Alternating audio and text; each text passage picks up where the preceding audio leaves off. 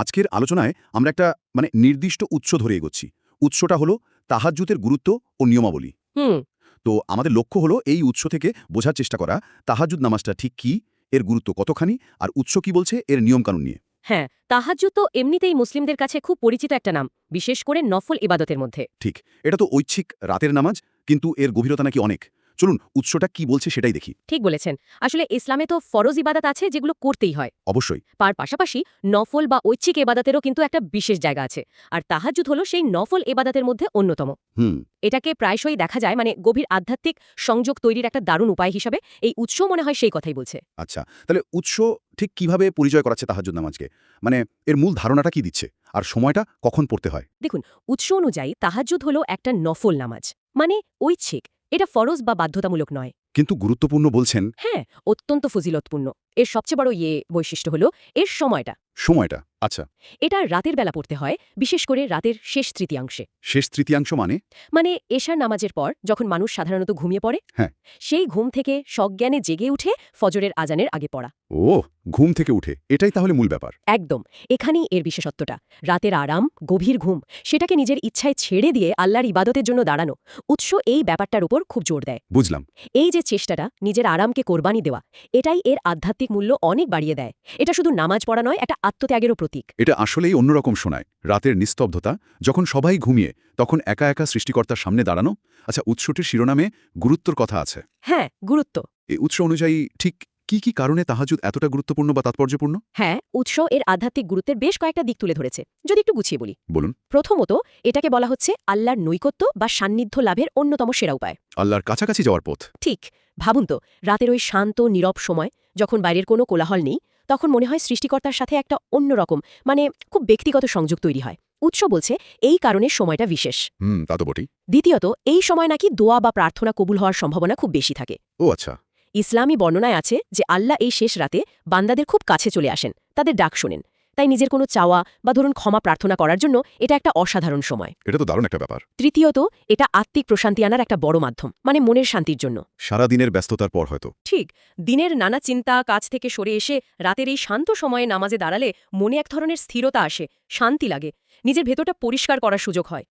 আর চতুর্থ একটা দিক হলো, উৎস বলছে এটা ধার্মিক বা আল্লাভীরু মানুষদের একটা নিয়মিত অভ্যাস। যারা আধ্যাত্মিক পথে চলেন। হ্যাঁ, অনেকটা সেরকম। যারা আধ্যাত্মিক উন্নতি চান, তাদের জীবনের তাহাজ্জুদ একটা গুরুত্বপূর্ণ অংশ হয়ে দাঁড়ায়। কোরআন বা হাদিসেও এর উল্লেখ আছে।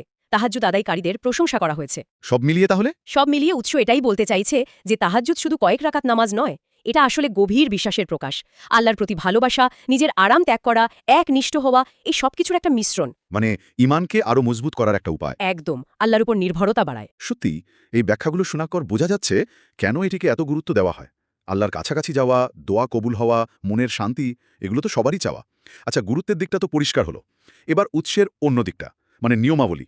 এটা পড়ার নিয়মটা কেমন? খুব কি কঠিন? না, নিয়মটা কিন্তু উৎস অনুযায়ী বেশ সহজ, অন্য নফল নামাজের মতোই। সেরম আহামরি কোনো বিশেষ নিয়ম নেই। তাহলে কি কি বিষয় আছে? কয়েকটা সাধারণ বিষয় আছে। যেমন, এটা সাধারণত 2 রাকাত করে পড়া হয়। আচ্ছা, 2 রাকাত করে? হ্যাঁ, প্রতি 2 রাকাত পড়ে সালাম ফেরানো হয়। তবে মোট কত রাকাত পড়তে হবে তার কোনো বাধা ধরা নিয়ম নেই। কেউ চাইলে কমও পড়তে পারে? অবশ্যই। উৎস বলছে 2 রাকাতও পড়া যায়, আবার কেউ চাইলে 4, 8 বা তারও বেশিও পড়তে পারে। এটা যার যার সামর্থ্য, ইচ্ছা বা সময়ের উপর নির্ভর করে। এখানে মূল বিষয় কি তাহলে? রাকাত সংখ্যা নয়? রাকাত সংখ্যার চেয়েও বেশি গুরুত্বপূর্ণ হলো ধারাবাহিকতা, নিয়মিত পড়া। হয়তো অল্পই পড়লেন, 2 রাকাতই পড়লেন, কিন্তু নিয়মিত। উৎস এটাকে বেশি উৎসাহিত করে। আচ্ছা, নিয়মিত অল্প পড়াও ভালো। হ্যাঁ, আর সবচেয়ে জরুরি যে বিষয়টা যার উপর উৎস খুব জোর দিয়েছে, সেটা হলো আন্তরিকতা, ইখলাস।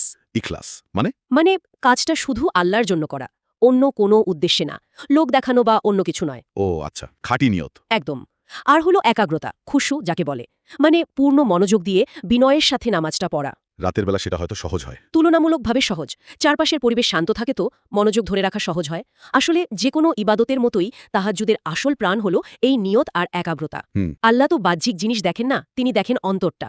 তাই কষ্ট করে ঘুম থেকে উঠলেন, কিন্তু মনে অন্য চিন্তা বা লোক দেখানো ভাব, তার চেয়ে অন্তর থেকে আল্লাহর জন্য 2 রাকাত পড়াও অনেক ভালো। তার উৎসের মূল বার্তাটা হলো কত রাকাত পড়া হলো বা নিয়মকানুন কতটা নিখুঁত, তার চেয়ে বড় হলো ভেতরের অবস্থাটা, নিষ্ঠা, আন্তরিকতা, আল্লাহর সাথে সংযোগের ইচ্ছা, এগুলো। ঠিক তাই।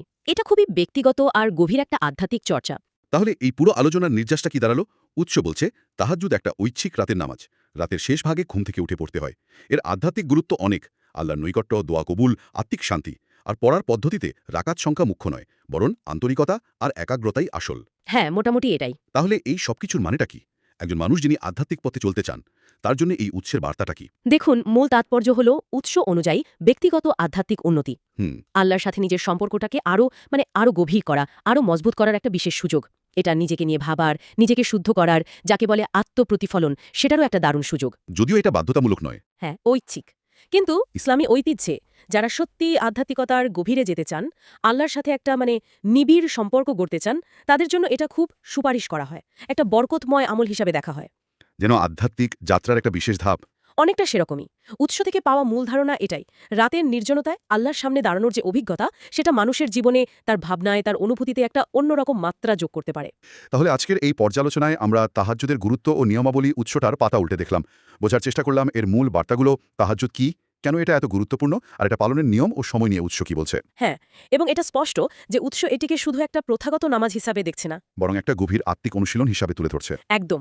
আর এই আলোচনা থেকে আমার মনে হয় একটা বৃহত্তর ভাবনাও আসে। কিরকম? শেষ করার আগে সেই প্রশ্নটাই হয়তো রেখে যাওয়া যায়, ধরুন কোনো নির্দিষ্ট ধর্মীয় পথের বাইরেও যদি ভাবি, জীবনের গভীরতর অর্থ খোঁজার জন্য বা নিজের ভেতরের সত্তার সাথে একটু সংযোগ করার জন্য নিজের মতো করে দিনের বা রাতের একটা নির্দিষ্ট নীরব সময় বের করা, এই ধারণাটা আজকের এই ব্যস্ত পৃথিবীতে কতটা জরুরি বা প্রাসঙ্গিক হতে পারে। সেটা যে কোনো কিছুই হতে পারে। হ্যাঁ, হতে পারে সেটা ধ্যান, বা প্রকৃতির কাছে কিছুক্ষণ চুপচাপ বসে থাকা, বা শুধু নিজের চিন্তাভাবনাগুলো গোছানো।